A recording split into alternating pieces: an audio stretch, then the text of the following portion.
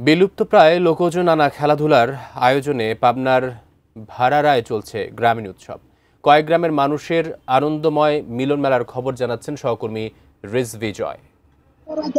গ্রামীণ উৎসবে এখন কিন্তু চলছে নানা দেশীয় খেলাধুলার আয়োজন।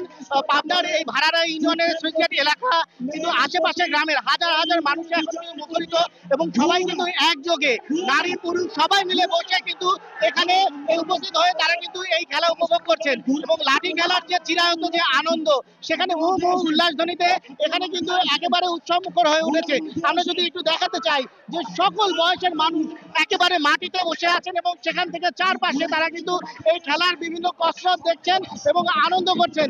এর পাশাপাশি একের পর এক দল আসছে এবং সেই দলগুলো কিন্তু এই খেলায় কিন্তু অংশ নিচ্ছে। তো সব মিলে এই শুধু লাঠি খেলাই নয়, এখানে এর পাশাপাশি যে পুকুরে হাঁস ছেড়ে দিয়ে সেটি ধরা এবং হাডুডু খেলা, এর পাশাপাশি গ্রামীণ নানা ধরনের খেলার কিন্তু আয়োজন রয়েছে এই উৎসবে।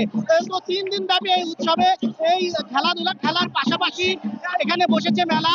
সেই মেলায়ও কিন্তু শিশু বয়সের যারা বাচ্চারা রয়েছেন তারাও কিন্তু আনন্দ উপভোগ করছেন এবং এখানে দর্শনার্থীরা বলছেন যে প্রযুক্তির ছোঁয়ায় নানা ধরনের অপরাধ প্রবণতা এবং এই প্রজন্মের যে বিপদগামিতা সেটি কেবল রোধ করতে পারে এই ধরনের দেশীয় খেলাধুলায়। তো সেই প্রেক্ষাপট থেকে তারা এই আয়োজন করেছেন এবং এই আয়োজনের যৌক্তিকতা কিন্তু প্রমাণিত হয়েছে এবং আগামীতে এই ধরনের উৎসব পুরো শীত মৌসুম জুড়েই কিন্তু তারা ধারাবাহিকভাবে চালাবেন বলে জানিয়েছেন।